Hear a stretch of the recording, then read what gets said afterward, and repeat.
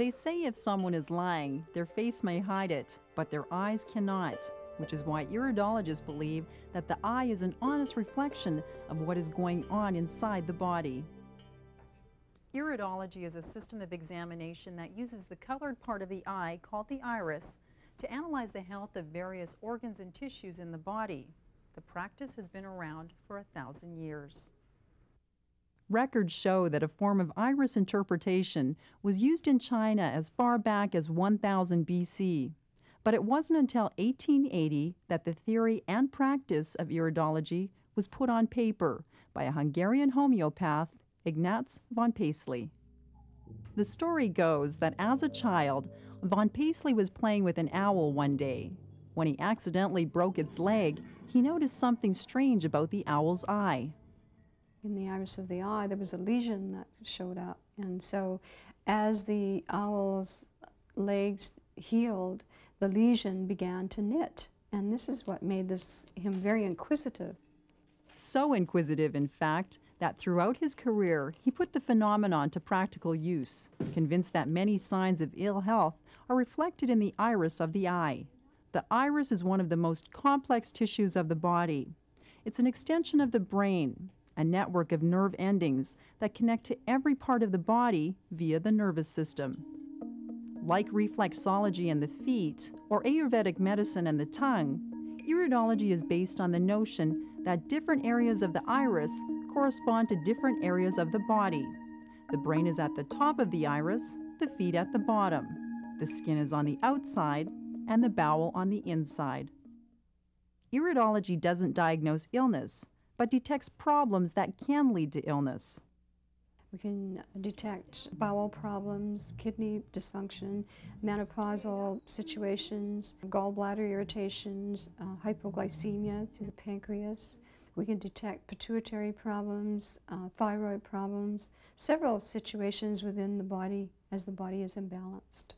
People that have amalgam poisoning, they show up as a deep blue color in the iris of the eye and part of the sclera as well, which is the white part of the eye.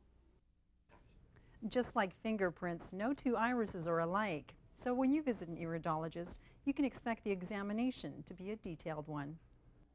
Your initial consultation will take about an hour.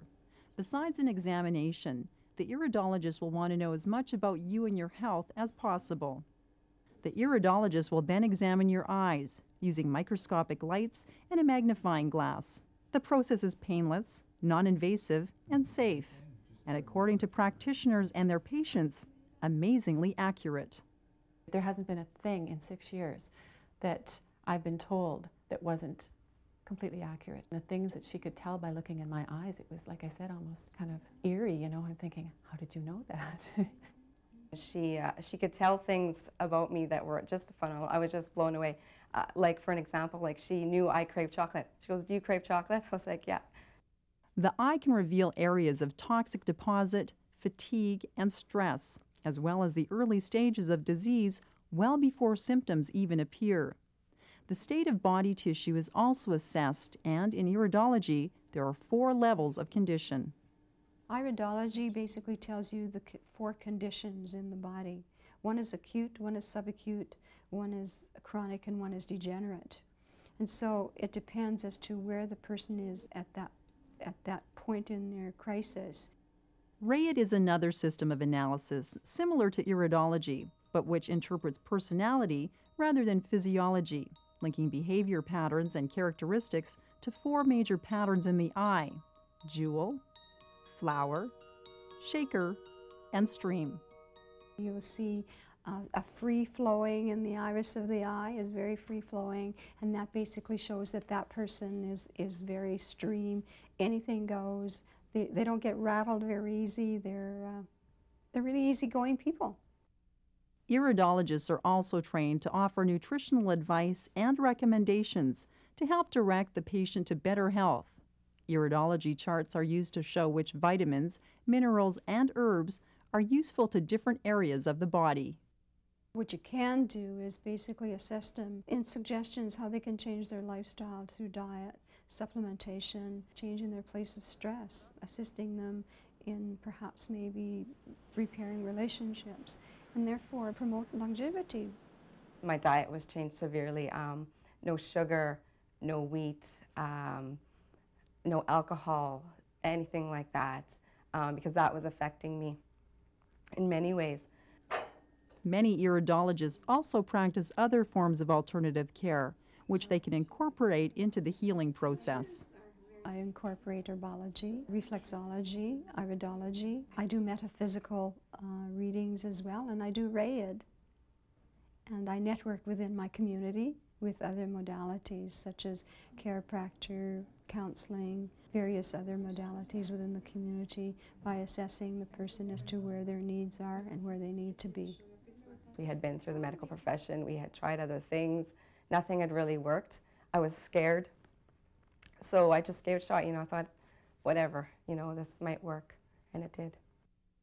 What I discovered through my iridologist was that certainly I had extreme amounts of yeast in my body, so I was able to clear all that out of my system. If you think you might want to give iridology a try, look for a practitioner that's completed a certified course recognized and approved by the profession's own governing body. Iridology looks at your whole body, the whole being, and what is going on in the body that may be causing that disease, affecting you in that way. And so I learned iridology looks at the whole body rather than the disease itself.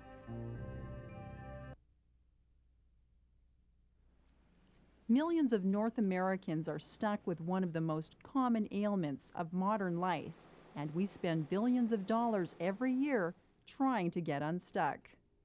We all know what constipation is, and most of us have suffered from it firsthand. When we do, we often reach for a laxative. But this only tackles the symptoms and can sometimes be part of the problem.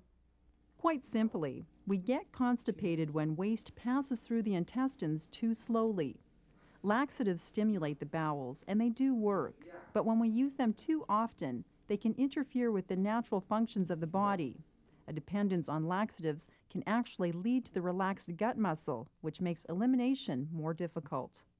Bowel movements get rid of the negative material. If you are constipated, so you're not getting rid of these things, the toxins within the BM is reabsorbed. And sometimes when it becomes reabsorbed, some of the bacteria in the gut make the toxins even worse than they were. Which is one of the factors that will deplete the body's energies and put a toxic load on the liver. When we're constipated, it tends to be one of the root causes for a lot of other diseases. The major reason for constipation is lack of fiber in the diet. If you were trying to move water with a pitchfork, you wouldn't have much luck. But if you were to put straw into that water, you would have more luck being able to move the water along. And this is what fiber in our diets does. Fiber in our diets adds bulk so that the food mass can be moved along our gastrointestinal tract more easily and more quickly. Alkaline foods such as fresh fruits and vegetables act as a natural laxative, as well as providing important nutrition. Whole grains such as oat and wheat bran are also important sources of fiber. You can also supplement your diet with other fiber sources such as psyllium seed husks and flaxseed. Acidophilus and other cultures found in yogurt can help restock the intestine's supply of natural bacteria. Acidophilus supplements can be used to help increase the bulk of the stool and help it to move more freely. Essential fatty acids such as flax oil can be used, and they help to lubricate the stool so it comes out more easily. Your mother will probably tell you to eat prunes, and she's right, but you can also relieve constipation with sauerkraut, artichokes, and papayas. But there's one other ingredient that we too often take for granted, but which is vital in keeping our plumbing unplugged. The major cause for most people that get constipated is not enough water in the diet, and drinking 8 to 12 glasses of water are very important. Juices are an excellent source of fluid as well as important nutrients. A mix of carrot, celery, and apple juice is just one of the many combinations that can help keep you regular. One of the most important nutrients in the natural treatment of constipation is magnesium. found in fruit and leafy green vegetables or in supplement form. Magnesium is, in fairly high dosages, a very good laxative and very safe. So somewhere in the order of 500 to 1,000 milligrams a day for given individuals may be very, very beneficial. You can get diarrhea if you take excessive amounts of vitamin C, but if you take an optimal amount, you can control, how your bowel movements are. If you take, let's say, 6,000 milligrams a day and that gives you watery diarrhea, then maybe 4,000 or 5,000 will give you normal bowel movements. In today's world, it's not surprising that the efficiency of our digestive system can be affected not only by physical influences, but emotional ones too. We're talking about the parasympathetic nervous system, the part of the nervous system that we're not in conscious control of. This is one place where emotions may have their hidden effects. Somehow through our nervous system, they become manifest in symptoms like constipation.